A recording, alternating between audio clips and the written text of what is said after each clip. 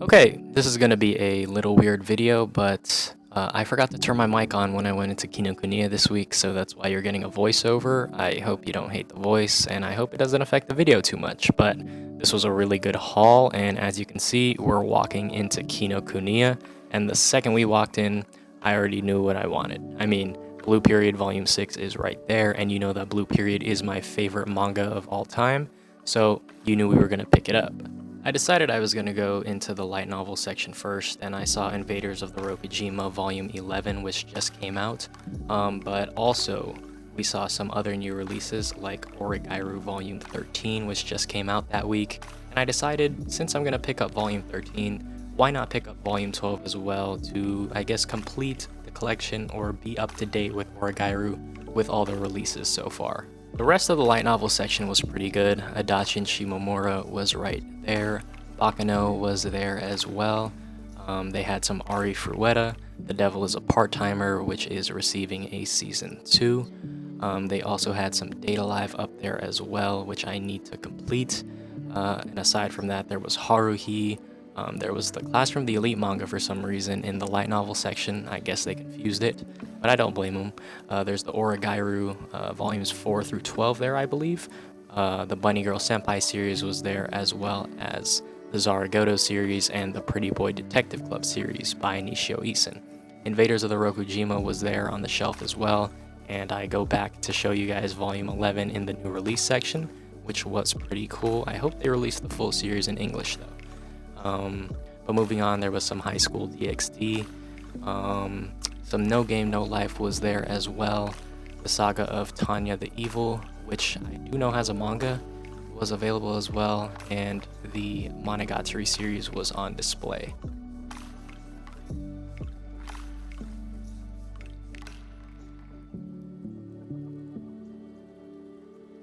They also had some Toradora light novels. The Solo Leveling light novels were there as well. And also on this other shelf, they had all of Spice and Wolf, which is what they usually have on here. Below it is all of Konosuba and the spin-off series. And then there's Slime, ReZero, and then I believe that's Don Machi below it. And even further below on the shelf is So I'm a Spider, So What, and Overlord, basically the Isekai shelf. Next to the Isekai shelf was some art books, including some Hanako-kun, the Colorful Dreams art book by Vofon, who does the Monogatari series, an art book by Haimura for the Don Machi spin-off, I believe, a New Game official guidebook, and then there was also some Ruby, some Haruhi, some Spice and Wolf, along with more Hanako-kun, and actually some Naruto.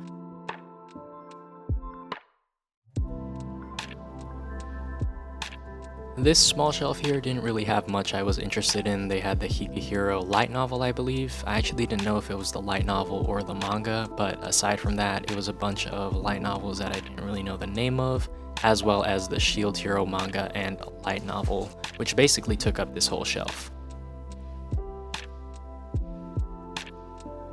This shelf is always interesting because they always have a good assortment of manga. They had this interesting manga right here, Breasts Are My Favorite Thing in the World. But aside from that, they usually have stuff like Gabrielle Dropout. At times they have the Tuaru manga here. And I was pointing at The Devil is a Part-Timer manga there as well. It's really a huge assortment of manga that I usually don't buy from, but there are occasional hitters there. The Gabrielle Dropout manga is there with Satanya on the cover. I do wish it was volume 2 because I would have bought that. But they also had ID Invaded Break Broken, which I have volume 1 of, and I never really read it, so there's that. Moving on, there was some Quintessential Quintuplets, some Attack on Titan, and yeah, as we continue looking, there is some Hanako-kun manga on the shelf as well. But yeah, it's really a huge assortment of stuff there, and it's really hit or miss. Here they also have the Trinity 7 manga, which I definitely need to read. It's one of my favorite harems, and yeah, I thought the anime was really good. Looking further, they had some volumes of Yotsuba, which is super wholesome, a super wholesome slice of life, which I definitely need to read. I know a lot of people love it. Fire Force was down there, along with Seven Deadly Sins as well. I don't think I'll read any of those though. Fruits Basket was on the shelf as well as Boarding School Juliet, which is one of my favorite manga. I actually have the complete set, which I am proud to own, and hopefully there's a box set, because that's dope. Banana Fish is up there as well, and they had some Orin High School Host Club, which I need to check out, as well as some Natsume's Book of Friends, which is something I need to complete. I just don't know what volumes I have. I do know I have a good amount though. Also, here's a close-up of one of the best mangas ever created. One of my favorite parts about Kinokuniya is the art book section, and it's also where my wallet gets drained the most, so there's that.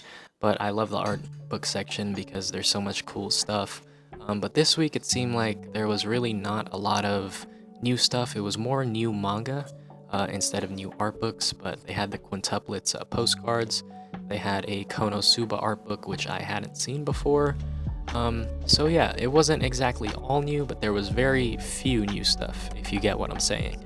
Over here is the Dorohedoro art book, which was $92, which is absolutely insane, but the hardcover is pretty nice.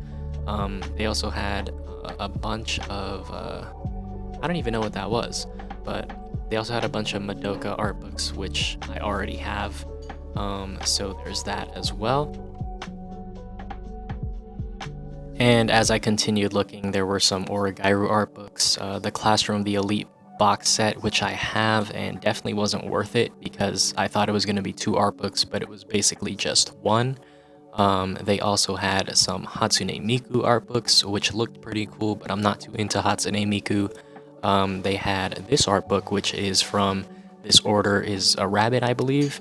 I watched 1 episode of it, but I didn't really finish it. I'll definitely get back to it though because it was a pretty chill anime. They also had some Key art books. Key, the animation studio. They did Angel Beats, they did Clanad, and all of that. It was the 20th anniversary book. I actually thought it was just an Angel Beats art book, but I was mistaken.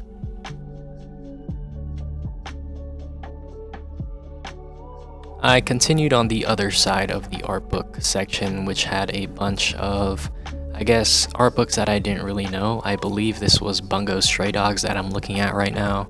I'm not 100% sure, so don't quote me on that, but I do need to watch Bungo Stray Dogs nonetheless. Continuing on, there was a bunch of Banana Fish as well. Actually, there was a good amount. It was like 5 art books or something, which was cool. The Doro art book was also there, which is one of my favorite anime, and the art is incredible. I own that art book, so I can vouch for it. But yeah, continuing on from the Doro art book, there was the Demon Slayer art book by Ufotable, and it looked like it had some cool art. I did enjoy Season 2, or the Red Light Entertainment District arc. That was pretty cool. But yeah, continuing on, there wasn't really much art books that I saw from this side. And usually that's the case. A Hanaka-kun art book here as well. I think that's the newest one for about $30. I'll definitely be picking that up at another time. But yeah, the art book section was kind of dry. The Haikyuu art book is here as well, with the My Hero Academia next to it as well. And yeah, there was some Cells at Work. I actually couldn't remember the name of it at the time, but that was there as well. And looking further from the Cells at Work, there was actually the real Angel Beats art book, not the Key Animation one, and the Yuru Camp TV guide. Behind me was Kizumonogatari 1. Usually they have Kizumonogatari 2 as well. It's a blue book with an older version of Kiss Shot on the cover. I actually own both of them. I can't find volume 3 for some reason. I don't even know if it even exists. So there's that. And then aside from that was a bunch of video game art books, which I didn't really have an interest in. And over on this side was the Evangelion art books.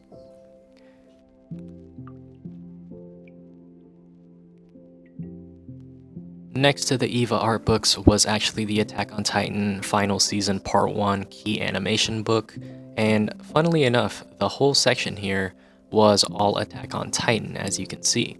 So they also had the Season 2 key animation book, which was pretty cool. They had the Season 3 Part 1 animation book as well, and the Season 3 Part 2 animation book, which was super cool as well. If I was more into Attack on Titan, I definitely would have bought these.